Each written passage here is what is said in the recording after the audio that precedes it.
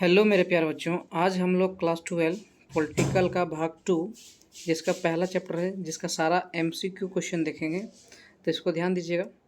Chapter 1 का जो नाम है राष्ट्र निर्माण की चुनौतियाँ। तो चलिए एक एक करके इस प्रश्न का उत्तर देखेंगे। पहला प्रश्न यहाँ दिया हुआ है कि भारत में विविधता में एकता की विशेषता किसने बताया था? तो पंडित जवाहरलाल नेहरू जी ने। नेक्स्ट है, संविधान की प्रस्तावना में बंधुता का आदर्श क्यों रखा गया? बंधुता को यह होना चाहिए, आदर्श क्यों रखा गया? राष्ट्रीय एकता के लिए। ठीक है। नेक्स्ट है कि कश्मीर के भारत में विलय पत्र पर हस्ताक्षर किसने किया था? तो याद रखिएगा, इसको किया था राजा हरि सिंह ने।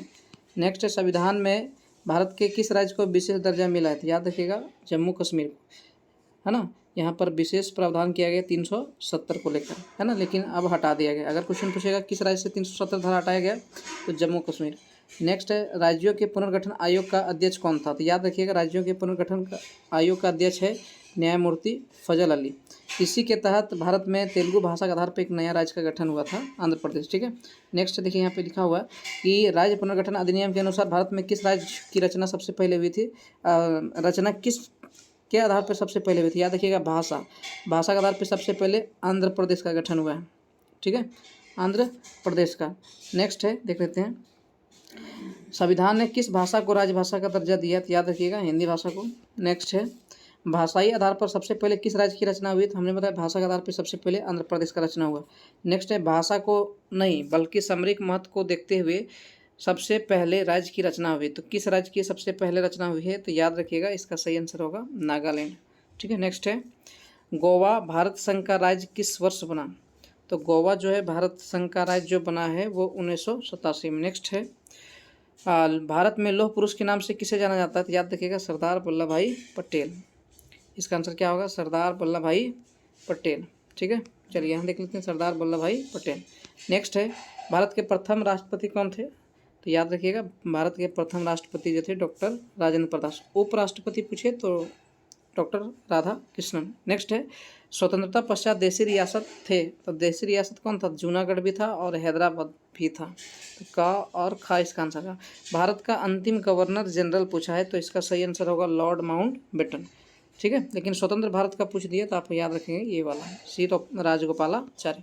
नेक्स्ट है, गोवा दमन द्वीप में किस यूरोपीय राज्य का उपनिवेश था?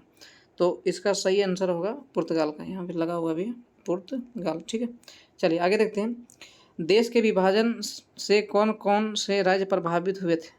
तो देश के विभाजन से कौन कौन सा राज्य प्रभावित हुआ था? तो इसका सही आंसर है पंजाब और बंगाल। क्यों? क्योंकि आधा पंजाब जो पाकिस्तान और बंगाल भी पूर्वी पाकिस्तान के रूप में बनाया गया था। ठीक है। किसने द्विराष्ट्र सिद्धांत, द्विराष्ट्र में दो देश का सिद्धांत किसने दिया था? मोहम्मद अली जिन्ना ने भारत का दो टुकड़ा का बात किया था। नेक्स्ट, किस देश ने सुरक्षा परिषद में सर्वाधिक बार निषेधाधिकार का प्रयोग, निषेधाधिकार मतलब तो वीटो का प्रयोग किया है? तो याद रखिएगा, सबसे ज़्यादा करने वाला देश है रूस। ठीक है।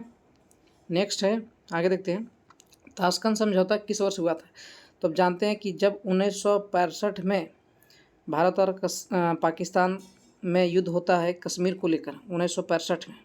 तो याद रखिएगा, हालांकि इनका युद्ध ज़्यादा दिन तक नहीं चला। 1966 में इन दोनों देशों के बीच में एक समझौता हो गया उज्बेकिस्तान की राजधानी ताशकंद में। इसी समझौता को बोलते हैं ताशकंद समझौता, 1966 में। ठीक है।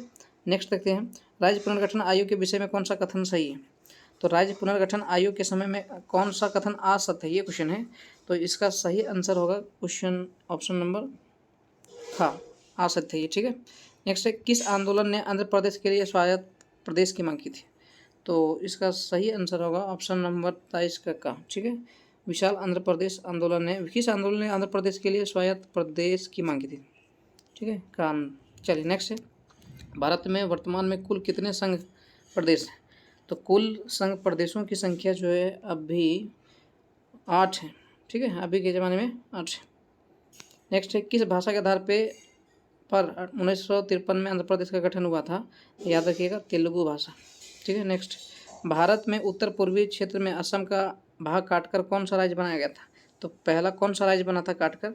तो इसका सही आंसर होगा ऑप्शन नंबर ये, नागालैंड। ठीक है। आगे देखते हैं, शिमला समझौता पर भारत के किस प्रधानमंत्री ने हस्ताक्षर किया था? तो याद रखिएगा, शिमला समझौता जब 1972 में हुआ था, 1972 में, तो इंदिरा गांधी भारत की ओर से थी। ठीक है, तो इसका सही आंसर होगा इंदिरा गांधी। संविधान सभा का अध्यक्ष कौन था? तो याद रखिएगा डॉक्टर राजेंद्र प्रसाद। ठीक है, नेक्स्ट है कौन भारतीय व्यक्ति भारत का प्रथम गवर्नर जनरल था?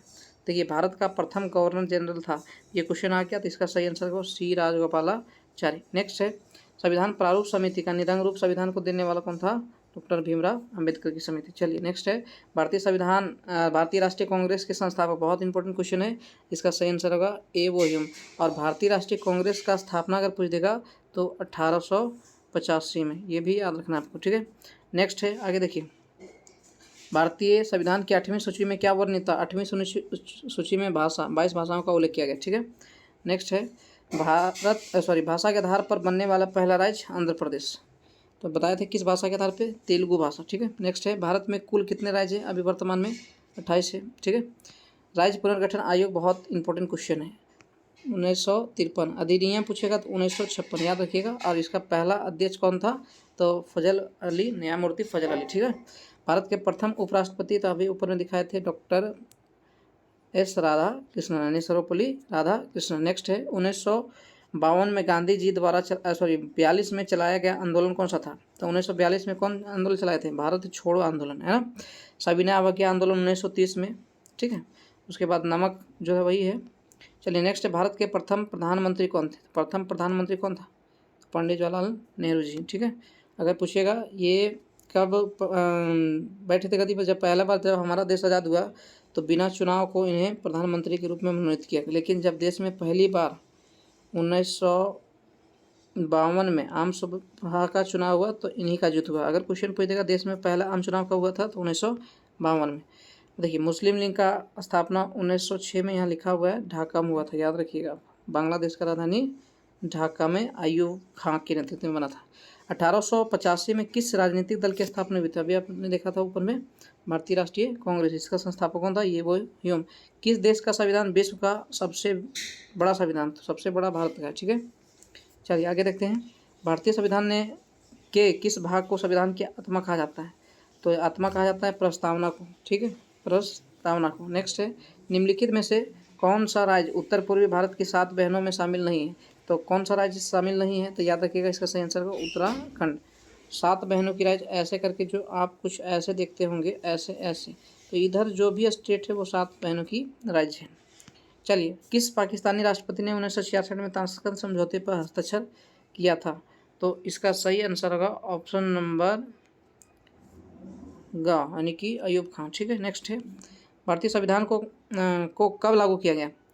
तो इसका सही आंसर 26 जनवरी 1950। आगे भारतीय राष्ट्रीय कांग्रेस का स्थापना तो 1885 में। ठीक है, आगे देखते हैं शिमला समझौता किस वर्ष हुआ था? तो याद रखिएगा 1972 में, हिमाचल प्रदेश की राजधानी शिमला में। क्यों? क्योंकि जब 1971 में पाकिस्तान और भारत को लेकर दूसरी बार जब युद्ध हुआ, पहली बार 1965 में हुआ था, तो 1 साल के बाद इन दोनों के बीच में समझौता हुआ जिसको शिमला समझौता कहते हैं। भारत के पहले गृह मंत्री कौन थे? तो गृह मंत्री याद रखिएगा सरदार पटेल।